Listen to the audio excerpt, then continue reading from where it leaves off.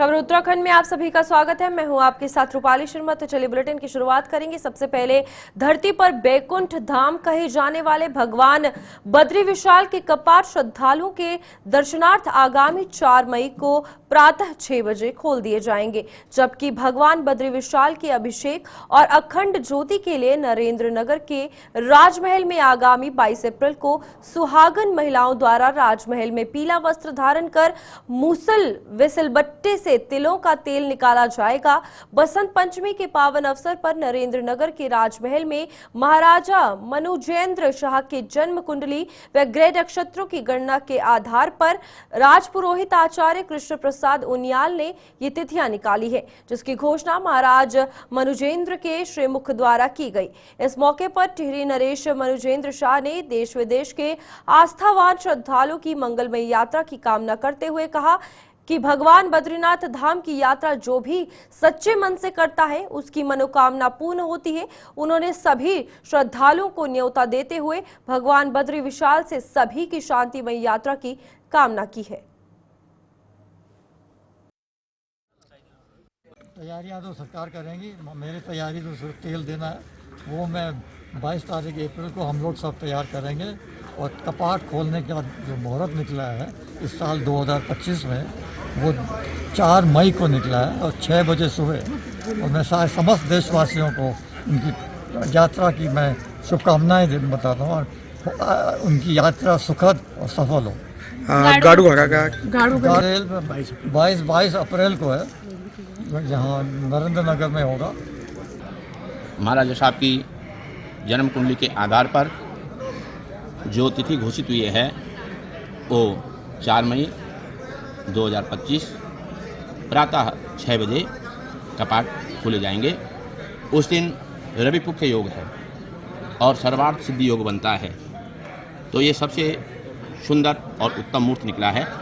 इसलिए इस मूर्त का महाराज साहब ने चयन किया है और इसकी घोषणा की है। ये जो मुहूर्त है ये सभी यात्रियों के लिए सुखप्रद रहेगा और अच्छी यात्रा चलेगी।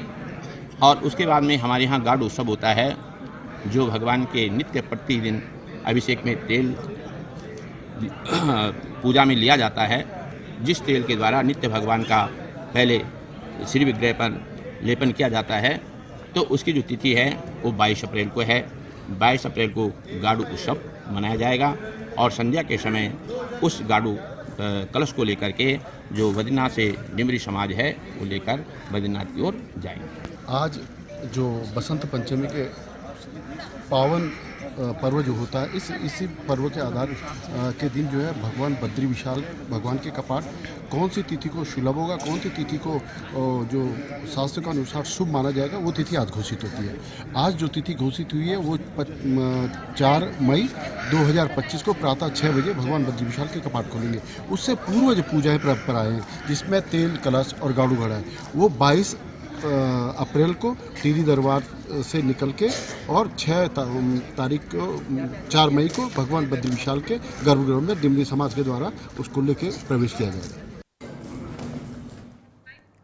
केंद्रीय वित्त मंत्री निर्मला सीतारमण ने 1 फरवरी को आम बजट पेश कर दिया है। इस बजट में किसान, महिला और युवा समेत हर वर्ग के लोगों को सहमायित किया गया है। आपको बता दें कि यह समाहित किया गया है और वित्त मंत्री प्रेमचंद्र अग्रवाल ने कहा है कि प्रधानमंत्री नरेंद्र मोदी के मार्गदर्शन में केंद्रीय वित्त मंत्री निर्मला सीतारमण का लगातार यह 8वां बजट है। केंद्रीय वित्त मंत्री ने संतुलित, समावेशी और अच्छा बजट पेश किया है। उन्होंने कहा कि देशवासियों के हर क्षेत्र के लिए इस बजट में प्रावधान किए गए हैं। इसमें शिक्षा, चिकित्सा, कृषि, महिला, युवा, रक्षा, बुजुर्ग समेत मध्यम वर्ग के लोगों को शामिल किया गया है। देखिए, हमारे देश के यशस्वी प्रधानमंत्री आदरणीय मोदी जी के मार्गदर्शन में और जिस प्रकार से एनडीए की तीसरी सरकार जिसका नेतृत्व आदरणीय मोदी साहब कर रहे हैं, उस सरकार का ये पहला बजट। सीतारमण जी का ये लगातार 8वां बजट है। मुझे लगता है कि जिस प्रकार से उन्होंने हर वर्ग को साधने का काम किया, यदि एक सेंटेंस में कहूं तो ये बहुत ही संतुलित, बहुत ही समावेशी, सर्वग्राही, सर्वस्पर्शी बजट में कह सकता हूं।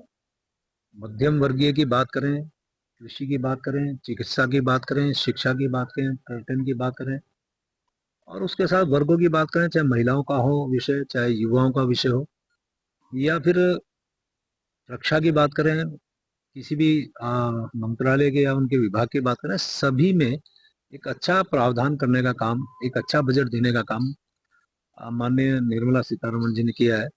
मैं उत्तराखंड की इस पावन धरती से मैं उनको बहुत शुभकामनाएं दे रहा हूं, उनका अभिनंदन कर रहा हूं। साथ में माननीय प्रधानमंत्री जी का विशेष अभिनंदन कर रहा हूं कि जो जो एक एक चीज बड़ी बारीकी से उनके मार्गदर्शन में जब बजट आता है तो वो देखते हैं और उसका परिणाम हमें दिखाई देता है।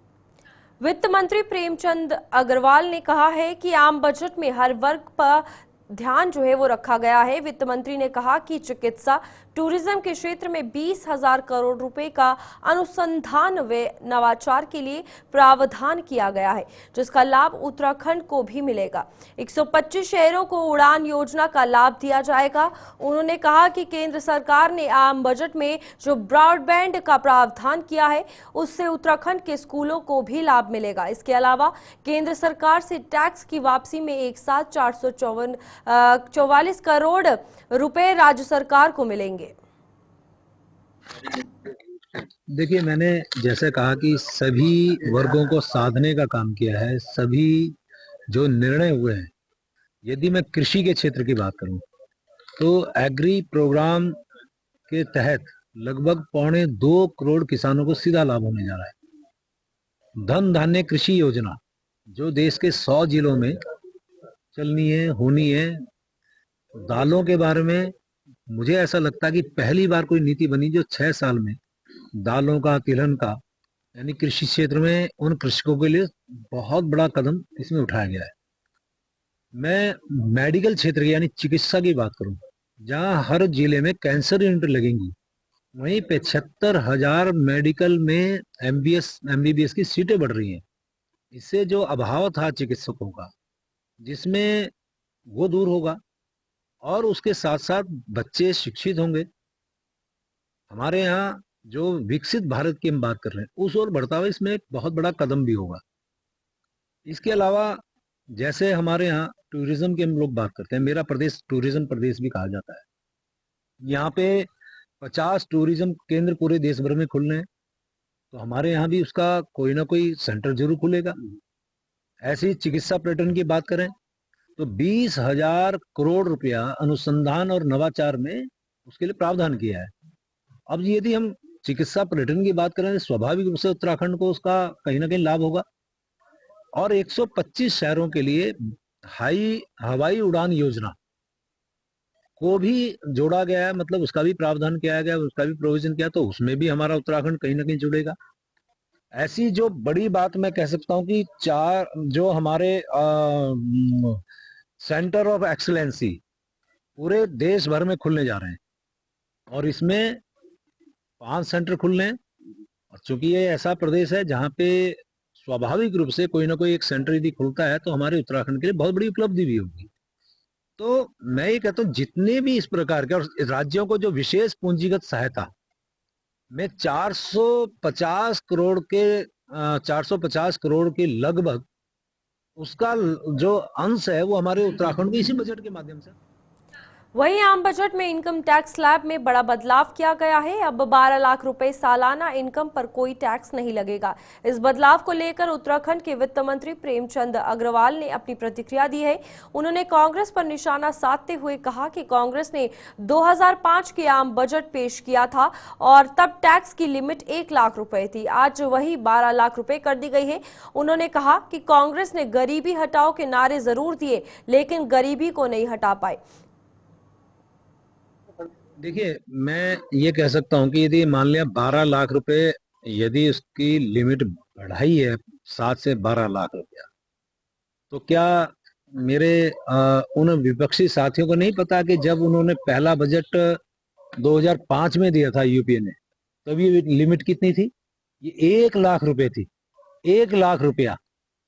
ये आज बात कर रहे हैं सरकार के इस बजट के आलोचना की बात कर रहे हैं, मतलब 1 लाख रुपए आप लिमिट मैक्सिमम दे रहे हैं और हम 12 लाख रुपए दे रहे हैं। ये वो लोग हैं कि इनके ही टाइम पे जो गैस थी, सिलेंडर था, वो कितना महंगा हुआ था। मनमोहन सिंह की पत्नी गुरशरण कौर ने कहा था कुछ भी करना लेकिन गैस के दाम मत बढ़ाना, लेकिन दाम बढ़े। ये वही कांग्रेस है जिन्होंने कहा था 1971 में कि गरीबी हटाओ, चुनाव लड़ा था गरीबी हटाओ के नाम से। क्या इनके कार्यकाल अधिकांश टाइम जिन्होंने सत्ता में रहने के बाद गरीबी नहीं हटा पाए, तो आप क्या ये नहीं समझते कि 25 करोड़ लोगों को माननीय मोदी जी के नेतृत्व में बनी एनडीए की सरकार ने उनको जो जो गरीबी से उन्हें ऊपर उठाने का काम किया। ये तो एक चलिए वक्त हो चला एक छोटे से ब्रेक का, फौरन लौटते हैं।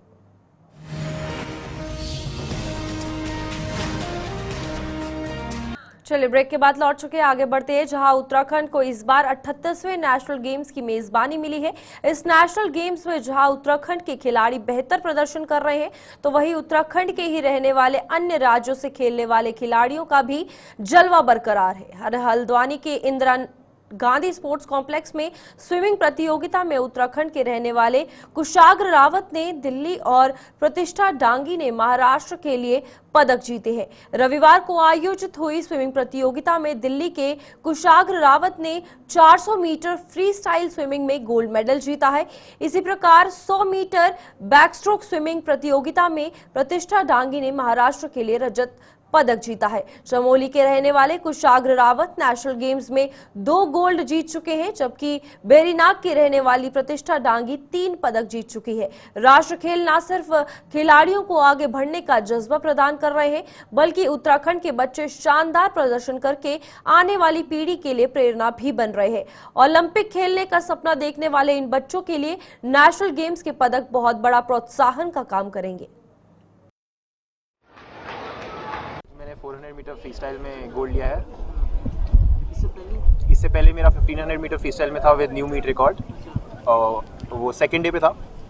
एंड बहुत अच्छा लग रहा है, like coming to this meet we didn't taper, so at this point of the season I am happy with the time I clocked in the 400 and in the 1500 as well. तो अभी बहुत खुशी हो रही है, and also focusing on the 800 tomorrow, so it will be an exciting race and I wanted to see what I can do tomorrow. आप उत्तराखंड से ही हो, और यहाँ पे किस तरह की आपने व्यवस्थाएं देखी और किस तरह से यहाँ का फील्ड है, किस तरह से आप लोगों के द्वारा यहाँ पे गेम खेला जा रहा है? As I said day before yesterday, being a Pahadi boy, I always feel connected to this place, and coming to when I got to know that Uttarakhand में नेशनल गेम्स होने वाले हैं, I was already very excited to be racing in Uttarakhand, because एक तो home town है और home crowd है, और अलग सी फीलिंग होती है। लाइक जैसे आज भी 400 था तो everyone was cheering for me, which really made me motivated during the race and before the race and after the race during the victory ceremony as well.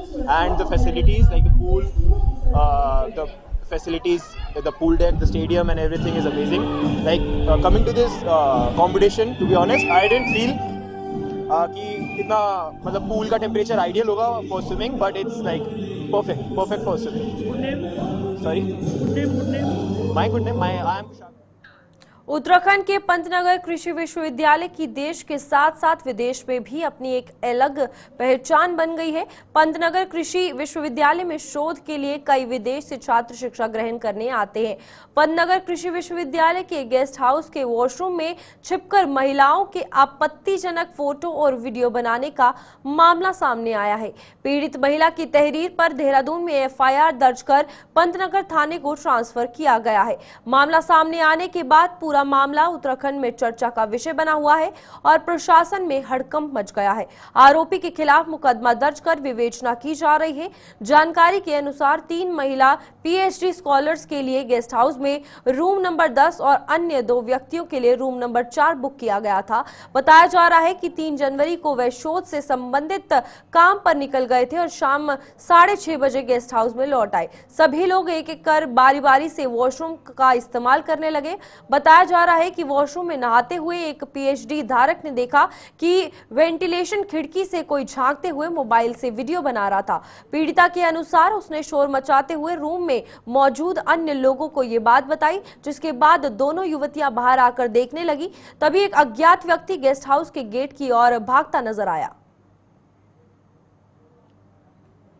ये संज्ञान में आया कुछ समय पूर्व की यह घटना है। ये गेस्ट हाउस में वहाँ पे रुके थे तो एक छात्रा का किसी ने जो नाबालिग श्रेणी में आता है उसने वीडियो उसका बना दिया था। तो ये उस समय उनका गेस्ट हाउस छोड़ के वो उनको जाना था तो चले गए थे, तो जल्दबाजी में एफआईआर नहीं कर पाए थे शायद, ऐसा संज्ञान में आया है। और अभी उन्होंने देहरादून में एफआईआर करी तो वो हमें प्राप्त हो गई है। विकासनगर में रामपुरी मंडी में वर्ल्ड वेटलैंड डे मनाया गया है और वेटलैंड डे पर आयोजित सांस्कृतिक कार्यक्रम में आईएएस आरके सुधांशु ने भी प्रतिभाग किया। कार्यक्रम में उत्तराखंड की पारंपरिक वेशभूषा में नृत्य किया गया। आपको बता दें कि उत्तराखंड नंदा देवी राजा जात रथ यात्रा की झांकी इस कार्यक्रम में मुख्य आकर्षण का केंद्र रही। कई विभागों के द्वारा यहां पर स्टॉल भी लगाए गए जिसका आईएएस आरके सुधांशु ने निरीक्षण किया।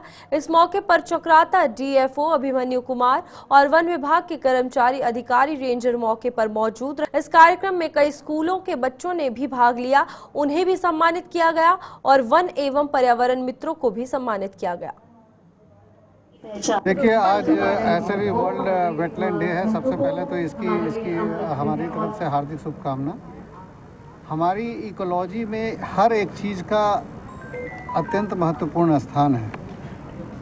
लेकिन पिछले दिनों में देखा गया है कि यहाँ जो हमारे रिसोर्सेज हैं, नेचुरल रिसोर्सेज के दोहन से कई तरह की समस्याएं उत्पन्न हो गई हैं। लेकिन हमें किस तरह से बैलेंस बनाना है, ये बैलेंस बनाना बहुत ज़रूरी है, संतुलन। बार बार जैसे मैं कहना चाहूँगा कि इकोलॉजी हमारे लिए सबसे ज़्यादा ज़रूरी है, लेकिन अगर नहीं होगी, जैसे ये आज ही का अगर समुदाय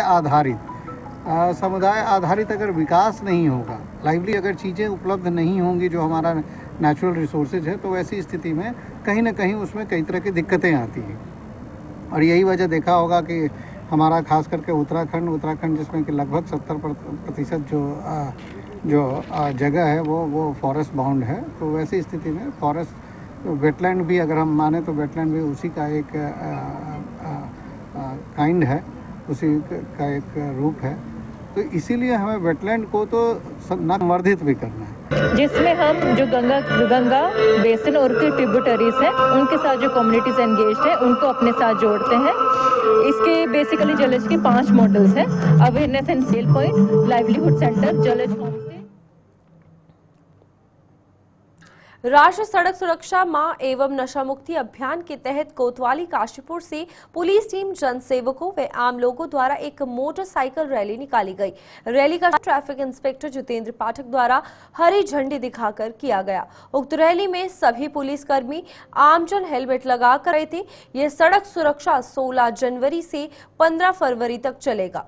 ये बाइक रैली शहर के विभिन्न मार्गों से निकाली गई। इस दौरान लोगों को ट्रैफिक नियमों और नशे के दुष्प्रभावों के प्रति जागरूक भी किया गया। ये जो है राष्ट्रीय सड़क सुरक्षा माह है, 15 जनवरी से लेकर 15 फरवरी तक चल रहा है। इसमें आज हमने जो है वो एक बाइक रैली के माध्यम से पूरे शहर को अवेयर करने की कोशिश की है कि हम जो है यातायात के नियमों का पालन करें, ट्रिपल राइडिंग करें, नाबालिग को वाहन चलाने ना दें, शराब पी के वाहन ना चलाएं, सीट बेल्ट पहन के जो भी आप 4 व्हीलर चला रहे हैं तो उसमें सीट बेल्ट का ज़्यादा से अधिकतम प्रयोग जो है सीट बेल्ट का करें। डेंजर ड्राइव और इस तरह की जो रेट्रो आप जो मॉडिफाइड मोटरसाइकिल्स वगैरह चला रहे हैं उनका उपयोग कम से कम ना करें क्योंकि ये प्रोहिबिटेड है। तो सड़क में जो सबसे ज़्यादा दुर्घटनाओं का कारण है वो है आपका ड्रंक एंड ड्राइव है। तो इस पर भी हमने कोशिश की है कि लोग ओवर स्पीड में गाड़ियाँ ना चलाएं और सीट बेल्ट का प्रयोग करें, शराब पी के वाहन बिल्कुल ना चलाएं। तो जिस तरीके से युवाओं का गाड़ी के प्रति क्रेज बढ़ रहा है उसके साथ साथ युवाओं में नशा भी बढ़ रहा है। अक्सर जो देखा गया है जितनी भी दुर्घटनाएं हुई है उसमें 90% वो नशे में पाए गए। बिल्कुल, मैं यही आपको कह रहा हूँ कि जो 90% दुर्घटनाओं का कारण है या तो ओवर स्पीडिंग है या फिर ड्रंक एंड ड्राइव है।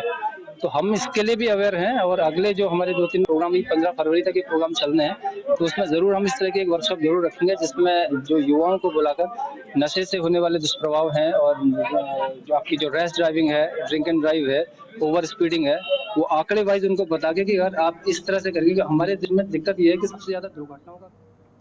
चलिए, उत्तराखंड के इस बुलेटिन में इतना ही। खबरों का सिलसिला जारी रहेगा। आप देखते रहिए गुलिस्तान न्यूज।